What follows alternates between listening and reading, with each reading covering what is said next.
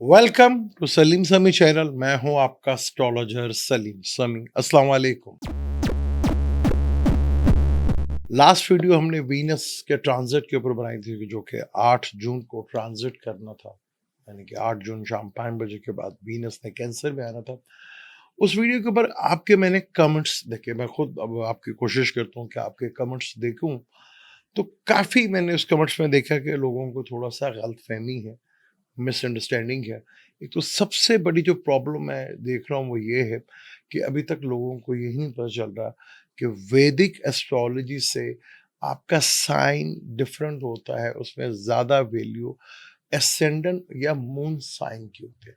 Majority में problem यही हो रही है कि लोग जो वेस्टर्न एस्ट्रोलॉजी से अपना सन साइन देखते हैं वो उसी तरह मेरी वीडियो को भी उसी तरह देख रहे हैं।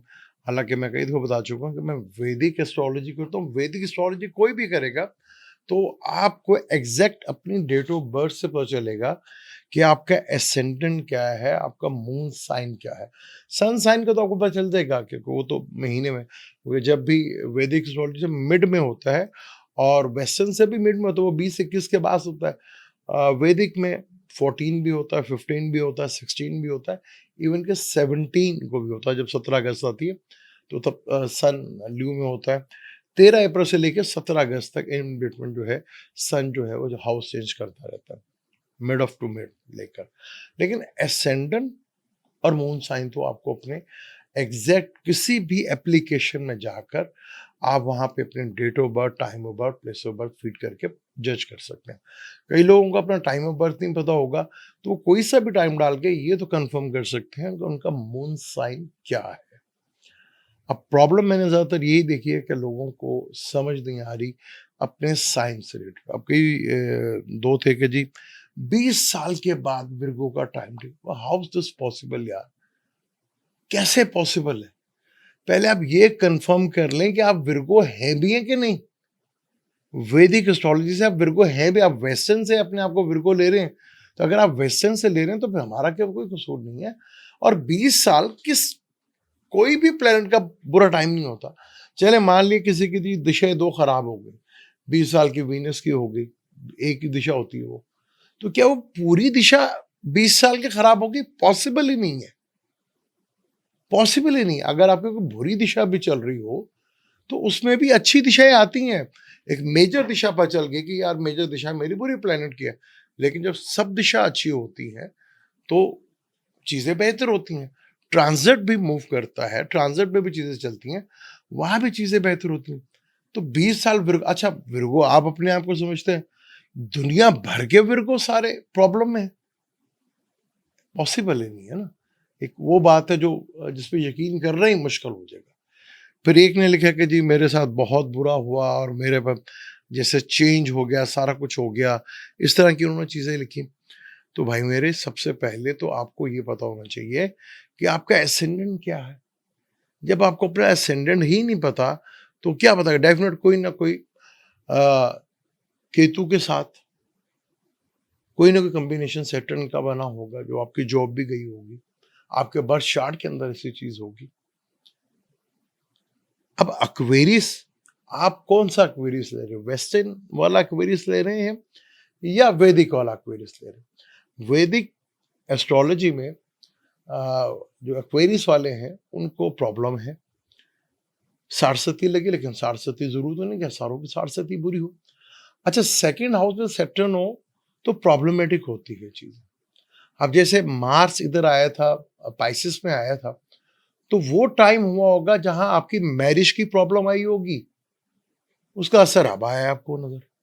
जब मार्च, अभी जून है, यानी कि मई, अप्रैल और मई में वहां प्रॉब्लम्स खड़ी, सडनली तो कोई भी चीज नहीं होती, पीछे उसके प्लान चल रहे होते हैं। तो ये एक प्रॉब्लम है कि जो एक्वेरियस वाले हैं जिनको प्रॉब्लम, और उनके बाय बर्थ में ये चीज कंफर्म होगी कि उनकी मैरिज प्रॉब्लम होगी, तो वो बाय बर्थ कंफर्म होगी।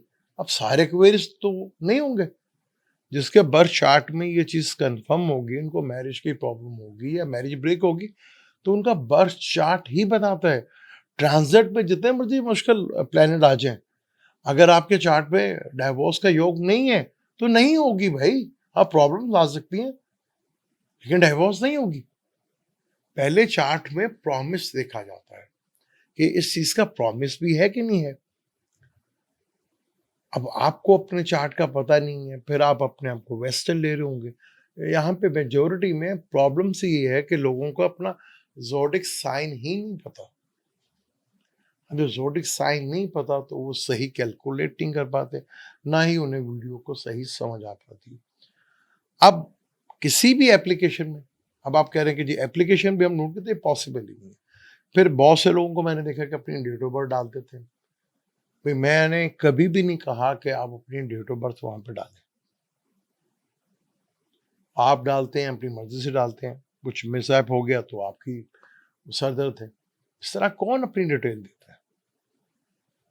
मैंने तो कभी भी नहीं आपसे कहा कि अपनी डेट ऑफ बर्थ वहां पे लिखें। कोई भी आपका चार्ट क्यों फ्री पड़ेगा? मैं बताया, फ्री तो कोई भी नहीं पड़ेगा ना चार्ट आपका, तो वहां पर डालने की जरूरत ही नहीं है आपको।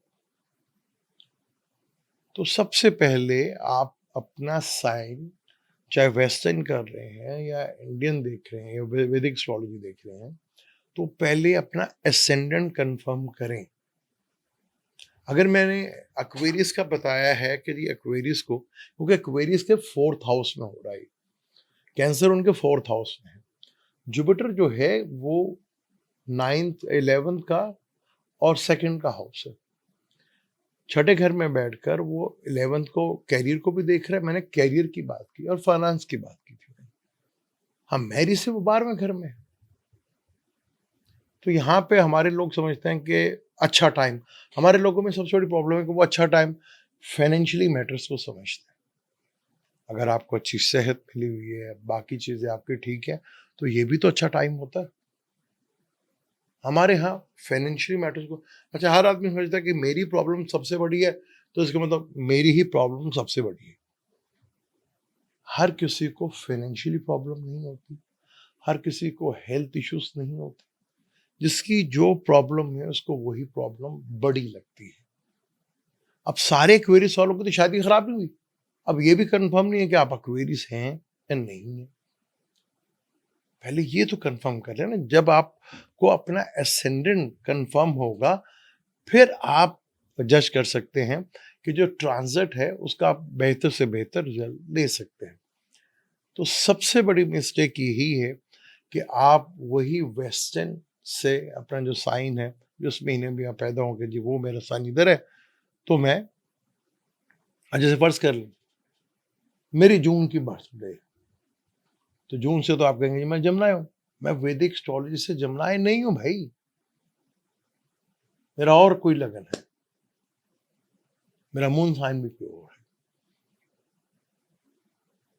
तो आपको अगर वैदिक से चीजों को समझना है, जहां आपको हेल्प भी हो सकती है, जहां आप चीजों का थोड़ा फायदा उठा सकते हैं, तो पहले प्रॉपर आप अपना ज़ोडिक साइन देखें।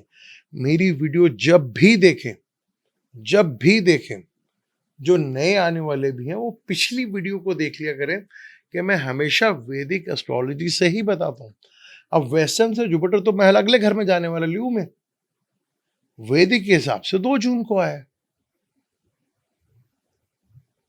तो ये सबसे बड़ा डिफरेंट है। आप चीज़ों को थोड़ा, अगर आपने वेस्टर्न देखनी है, वैदिक देखनी है, तो उसमें आपको अपने साइन का पता होना चाहिए। तो वेस्टर्न में भी एसेंडेंट ही को ज्यादा अहमियत दी जाती है। बहुत कम लोग हैं जो सन साइन से देखते हैं, प्रॉपर तरीका ही नहीं है सन साइन का, एसेंडेंट से ही फोकस किया जाता है, क्योंकि एसेंडेंट को सेल्फ कहते हैं। तो आपने जब भी ये वीडियो देखनी हो तो आप पहले प्रॉपर अपना साइन, जो उन्होंने कहा कि मैं विर्गो हूं, उन्होंने तमाम दुनिया भर के विर्गो को कह दीजिए वो 20 साल से प्रॉब्लम, यानी कि 20 साल से विर्गो वाले बिल्कुल परेशान बैठे। वो पॉसिबल ही नहीं है यार। अगर किसी की दिशा भी बुरी है तो 20 साल के लिए थोड़ी होगी कि 20 साल ही मुश्किल उसको गुजर गए, कोई अच्छी दिशा उसको नहीं मिली होगी। तो पॉसिबल ही नहीं है। तो वो बातें किया करें जिस पे बिलीव है। तो यहाँ सबसे पहले आप अपनी इस गलती को ठीक करने की कोशिश करें। अगर आप वैदिक एस्ट्रोलॉजी देख रहे हैं तो आप पहले अपने एसेंडेंट को देखें। अगर जिनके पास टाइम ऑफ बर्थ नहीं है, मेजॉरिटी में लोगों के पास टाइम ऑफ बर्थ नहीं होता, तो मून साइन से आप देख सकते हैं। तो उसे काफ़ी हद तक आपको चीज़ों का समझ में आना शुरू हो जाएगी। जहाँ-जहाँ प्रॉब्लम होगी मैं आपके कमेंट्स लूँगा, उसके रिलेटेड बात करूँगा और बताऊँगा। अब किसी ने सवाल किया था कि जी जिसका चार्ट में वीनस रेट्रोग्रेड हो। अब वीनस रेट्रोग्रेड होना, जब भी कोई प्लैनेट रेट्रोग्रेड होता है, उसको चेष्टा बल मिलता है, यानी कि वो ताकतवर होता है। लेकिन ये डिपेंड होता है कि प्लैनेट किस जगह, किस घर में रेट्रोग्रेड हुआ है। जब वो प्लैनेट रेट्रोग्रेड हुआ है, तो किस प्लैनेट के साथ जाके मिलेगा? वो चार्ट को देख के पता चलता है कि अगर आपका प्लैनेट रेट्रोग्रेड है, तो रेट्रोग्रेड किस घर में हुआ? अगर 7वें हाउस में है, तो डेफिनेट वो रेट्रोग्रेड है, क्योंकि वैदिक एस्ट्रोलॉजी में भी और है एस्ट्रोलॉजी में प्लैनेट पिछले घर का रिजल्ट देता है। 7th में है तो ये डेफिनेट वो छठे घर का रिजल्ट देगा, तो बुरा हो जाएगा। अगर किसी का 8th हाउस में रेट्रोग्रेड हो तो 7th को देखो तो इच्छा बन जाएगा। तो कौन से घर में हुआ और किन प्लैनेट के साथ बैठा हुआ और किन प्लैनेट के साथ उसका नजरियात बन रही है, ये चीज बड़ी इंपॉर्टेंट होती है। तो सबसे पहले अगर आपने वैदिक मेरी वीडियो से या वैदिक एस्ट्रोलॉजी से सही गाइड लेनी है, चीज़ों को समझना है कि ट्रांजिट में इस तरह की मूवमेंट चल रही है, ये मेरे लिए पॉजिटिव है, नेगेटिव है, क्या कहाँ तक उसका बेनिफिट होगा, तो पहले अपना साइन जानना ज़रूरी है आपका। वैदिक से एसेंडेंट, मोस्ट इंपॉर्टेंट एसेंडेंट, फिर मून साइन से आप देख सकते हैं। जब हम देखते हैं तो दोनों साइन, बल्कि इवन के सन साइन से भी हम देखते हैं कि जब एक चीज़ का प्रॉमिस हो रहा है कि तीनों साइन में इसकी इम्पोर्टेंस है कि नहीं, वो चीज़ों को रिकन्फर्म करने के लिए होता है। एक साइन से अगर चीज़ें कन्फर्म हो रही हैं, दूसरे साइन से नहीं हो रही, तो फिर हम कहते हैं यार चीज़ों की पॉसिबिलिटी है, लेकिन इस तरह नहीं होगा। तो सबसे पहले जो मिस्टेक हो रही है, मैंने उसको एक्सप्लेन किया, आपको अपना साइन नहीं पता, जिसकी वजह से आपको प्रॉब्लम हो रही है। आप वेस्टर्न वालों को देखते हैं, उसी तरह वैदिक वालों को देखते हैं, तो ये पॉसिबल नहीं है। वो चीज़ें इस पे सही बैठेंगे, फिर मेरे वीडियो देखना आपके लिए फ़ायदेमंद नहीं होगा आपके लिए। पहले आप कन्फर्म करें अपना साइन, तो आपके लिए बेहतर होगा। मुझे उम्मीद है कि काफ़ी हद तक मैं आपको एक्सप्लेन करने में कामयाब हो गया होऊँगा।